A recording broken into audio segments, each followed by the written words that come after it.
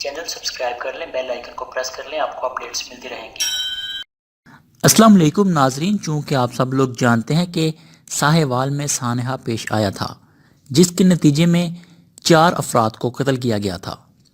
ناظرین، آپ کو بتاتے چلیں کہ سانحہ ساہیوال میں سی ٹی ڈی کے ہاتھوں مارے جانے والے ذیشان جاوید کے بھائی اور ڈولفن فورس کے اہلکار احتشام جاوید نے کہا، میرے بھائی کو بے گناہ قتل کیا گیا ہے۔ سی ٹی ڈی اپنی مجرمانہ غفلت کو چھپانے کے لیے میرے بھائی کو دہشت گرد قرار دینے پر تلی ہوئی ہے۔ نماز روزے کی پابندی، چہرے پر داڑھی اور مسجد میں بڑی باقاعدگی کے ساتھ نماز پڑھنے کے لیے جانا ہی میرے بھائی کا اصل قصور بن گیا ہے۔ تحریک انصاف کے سربراہ اور وزیر اعظم عمران خان خود کہتے تھے کہ جس معاشرے میں انصاف نہ ہو وہ معاشرے تباہ ہو جاتے ہیں۔ اللہ نے انہیں اقتدار دیا ہے، کیا اب وہ بھی اپنی حکومت میں ریاستی ادارے کے ہاتھوں قتل ہونے والے بے گناہ شہری کے اہل خانہ کو انصاف نہ دے کر خود ملک کو تباہ کرنا چاہتے ہیں؟ یہ سوال بن کر رہ چکا ہے۔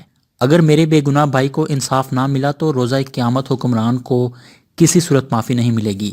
ہم انصاف کے حصول کے لیے آخری حد تک جائیں گے۔ ناظرین، سانحہ ساہیوال کے مقتول ذیشان جاوید کے بھائی اور ڈولفن فورس کے اہلکار احتشام جاوید نے روزنامہ پاکستان اور دیگر نیوز چینل سے گفتگو کرتے ہوئے کہا، ذیشان جاوید ہمارے خاندان کا سربراہ تھا۔ وہ 5 وقت کا نمازی اور تہجد گزار تھا۔ والد کی وفات کے بعد والدہ نے بڑی محنتوں سے ہم دونوں بھائیوں کو تعلیم دلائی۔ پھر ذیشان نے بھی بڑے بھائی کا حق ادا کرتے ہوئے ہماری فیملی کو سنبھالا اور ایک سربراہ کے طور پر خاندان کی کفالت کی۔ میری والدہ ایک عرصے سے بیمار ہیں۔ ذیشان والدہ کا انتہائی فرما بردار اور خدمت گزار بیٹا تھا۔ انہوں نے کبھی محلے میں بھی کسی کے ساتھ لڑائی جھگڑا نہیں کیا یا گالم گلوچ نہیں کی۔ اس کا تعلق کالعدم تنظیم سے جوڑنے کے لیے حکومتی وزراء اور سی ٹی ڈی کے اہلکار بازی لگا رہے ہیں۔ یہ کیسی حکومت ہے کہ جس کے دور میں ایک بے گناہ شہری کو شرعام گولیاں سے بھون دیا جاتا ہے اور ریاستی ادارے متاثرہ خاندان کے زخموں پر مرہم لگانے کے بجائے اس قاتل کے بعد مقتول شہری کو دہشت گرد ثابت کرنے کے لیے تمام حربے استعمال کر رہے ہیں۔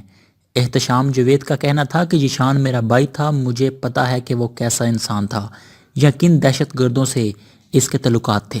دوسرا یہ کہ میری بری والدہ اور میری معصوم بھتیجی کے زخموں پر مرہم رکھنے کے بجائے حکومتی وزراء ٹی وی سکرینوں پر دن رات ذیشان کو دہشت گردی کی تکرار کر کے ہمارے زخموں پر نمک چھڑک رہے ہیں۔ احتشام جاوید کا کہنا تھا کہ وزیر اعظم عمران خان اقتدار میں آنے سے پہلے انصاف کی رٹ لگاتے تھے، لیکن ظلم کی انتہا دیکھنے کے بعد وزیر اعظم بن کر انہیں ریاستی اداروں اور وزراء کی یہ کھلی بے انصافی نظر نہیں آ رہی۔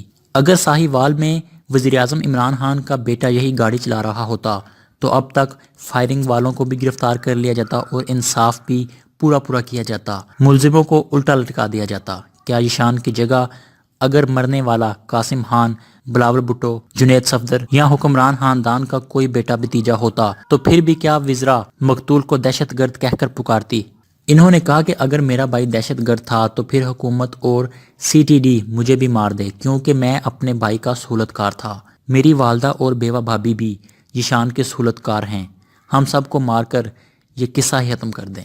جبکہ ناظرین، دوسری جانب سی ڈی ٹی کے اہلکاروں کی جانب سے مزید تفصیلات سامنے آئی ہیں جو کہ آپ اپنی سکرین پر دیکھ سکتے ہیں۔ ناظرین، ٹیررسٹ گروپ میں 5واں نمبر ذیشان فیسیلیٹیٹر کا ہے۔ سی ٹی ڈی اہلکار کی جانب سے اور اعلیٰ حکام کی جانب سے جو لسٹ تیار کی گئی ہے وہ آپ اپنی سکرین پر ریڈ کر سکتے ہیں۔ Recent development of operation. ناظرین، اس پہلی پکچر میں آپ کو دکھایا جاتا ہے کہ کالی شلوار قمیض میں ملبوس ایک شخص ہے جس کے ساتھ ہونڈا سٹی کی گاڑی کھڑی ہوئی ہے۔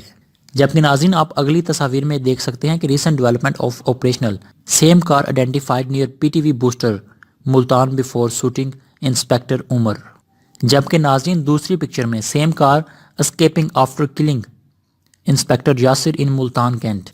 Same silver car Honda city car number LE7039 was used in terrorist attack on Inspector Umar, Inspector Yasir and shooting of LEA official۔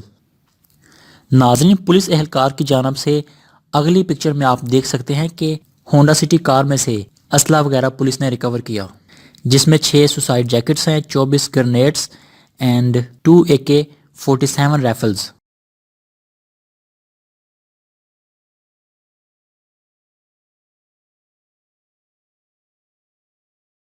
مزید معلومات سامنے آئی ہیں، وہ بھی آپ اپنی اسکرین پر ریڈ کر سکتے ہیں کہ ذیشان چاہتا ہے کہ وہ فدائی کرے، جیسا کہ آپ یہ تمام ٹیکسٹ ریڈ بھی کر سکتے ہیں۔ ناظرین، پولیس کا کہنا ہے کہ ذیشان کا تعلق 6 افراد پر مشتمل دہشت گرد کی ٹیم سے تھا، جن میں محمد کاشف، محمد شاہد، عدیل حفیظ، عبد الرحمان، محمد رضوان۔